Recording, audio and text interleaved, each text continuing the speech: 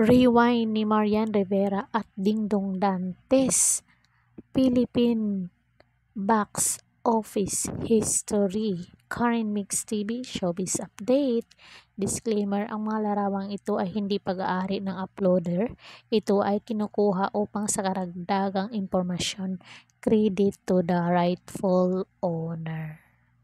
Rewind ni Dingdong Dantes at Marian, highest grossing Pinoy film sa domestic, nakapagtala ng box office history sa Pilipinas ang kapuso power couple na sina Dingdong Dantes at Marian Rivera dahil sa pelikula nilang Rewind.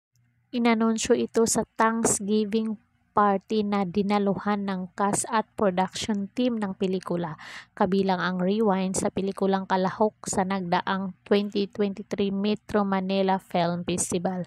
Lalagpasan ng Rewind ang 2019 blockbuster movie na Hello Love Goodbye na pinagbidahan ni Alden Richard at Catherine Bernardo.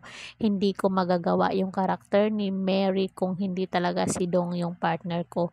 Si Dong yung palaging nag-share sa akin na kaya kong gawin yung mga bagay-bagay, kasi nung ginawa ko to, natatakot ako parang baka hindi ko magampanan si Mary.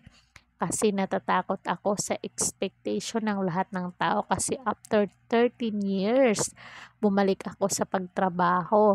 Sabi ni Marian, ayon sa Kapuso Primetime King and Queen, sulit ang kanilang sakripisyo na malayo sa kanilang pamilya nitong nagdaang holiday season.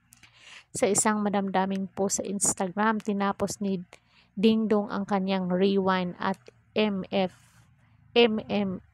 experience.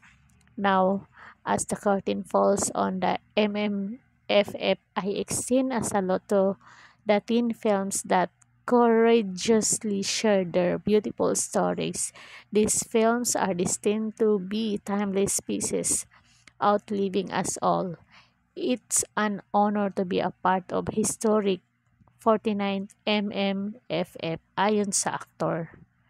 So kung nagustuhan nyo ang video to guys, comment down kayo kung ano ang inyong naging reaction dito kay Dingdong at Marian na natalbugan nila ang Hello Love Goodbye ni Catherine Bernardo at Alden Richard. Comment down. Don't forget to like, share, comment, and subscribe Karen Mix TV. Until next time. Thank you so much. God bless us all.